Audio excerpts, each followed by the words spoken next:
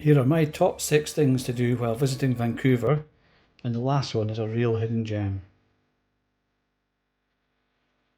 First on the list is to visit Stanley Park. The totem poles in Stanley Park are the most visited attraction in all of Vancouver.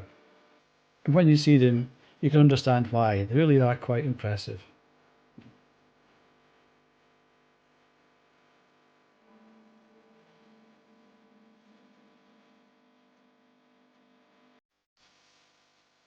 We chose to cycle around the park. As you can see here, there's a dedicated cycle lane and pedestrian footpath all the way around the park.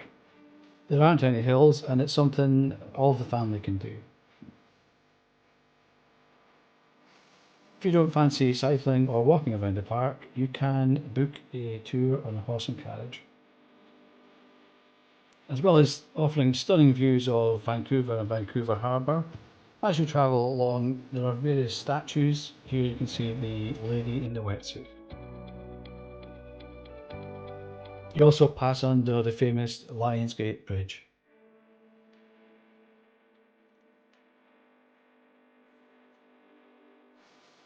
On the way, you'll also pass several beaches which you can enjoy. There are several outlets where you can hire bikes, e-bikes. We hired ours from Joe E-Bike Hire. Next on my list is to visit the Gastown area of Vancouver and the famous steam clock. This is a very famous clock and only one of the few remaining steam clocks in the world. Every 15 minutes it will blow steam and whistle, and on the hour it also blows a toot from each of its 5 whistles. Next on my list is to visit Granville Island Market. Here you will find shops, cafes, restaurants, and also the indoor market. Here you will find lots of different items, from fresh produce to things that appeal to those with a sweet tooth. There are also lots of options if you want to grab a bite to eat, ranging from more traditional pot pies to Oriental type food. On the day we visited the market, it was actually raining, so although there were lots of outdoor seating options available, due to the bad weather, finding a seat indoors was quite a challenge. Another excellent place to visit is Lynn Canyon Park and Suspension Bridge. You do have to pay for parking, however, to visit the suspension bridge in the park is free.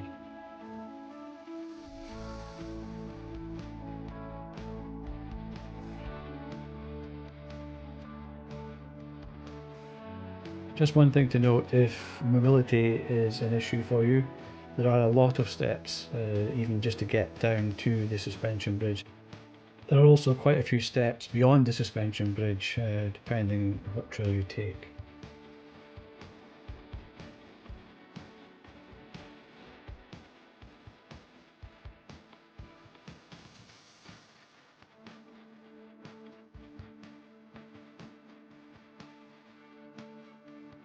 After you cross the bridge, you'll find information on the various trails you can take. We really enjoyed our visit to Lynn Canyon Park. The weather wasn't great, as you can see, but that didn't spoil it at all. It's really a stunning place to be. You can see some of the huge trees, the bridge, and yeah, just a really good place to visit, and it's free.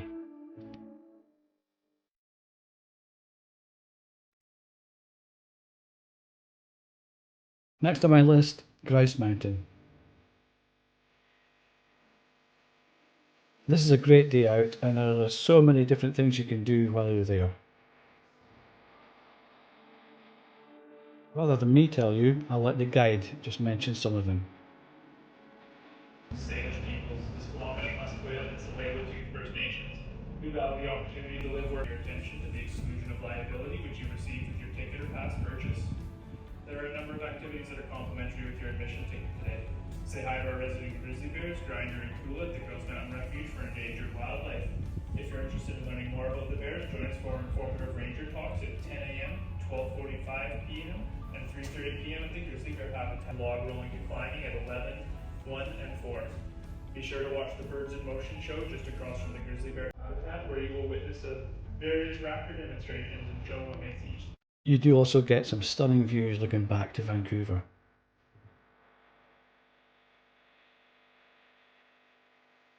Once you reach the top, there's a theatre, there's a clothing shop, there's a cafe, there's a gift shop. So there's lots of things to do indoors at the top.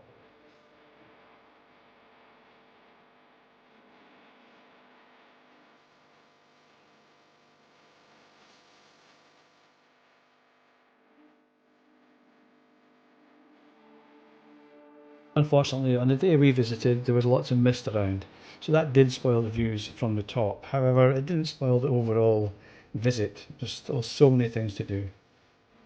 And one of these things was to visit the 2 resident grizzly bears. We also attended a free ranger talk on the grizzly bears, just their sort of background, how they live, hibernation, etc., which was really good. We also really enjoyed the lumberjack show.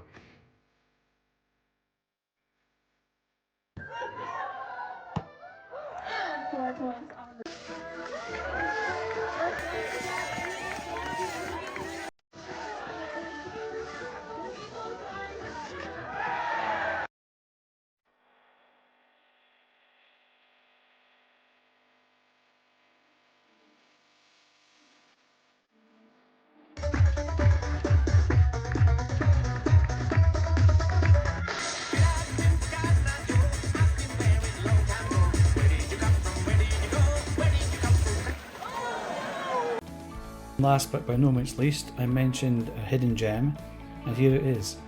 A visit to the old fishing town, Steveston. We visited Steveston on the day we were flying back to the UK because it's only about 20 minutes back to Vancouver Airport. Apart from being a really nice sort of fishing village, there's also lots you can do here. There's the Cannery Museum, there's a tram museum, there's a post office museum, so there's lots of things you can do, as well as nice cafes, there's gift shops.